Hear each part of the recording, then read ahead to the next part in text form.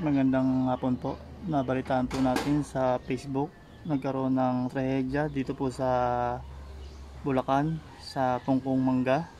Ayon kay Chef, na ating kaibigan, na sinend po sa atin ang mga pangyayari.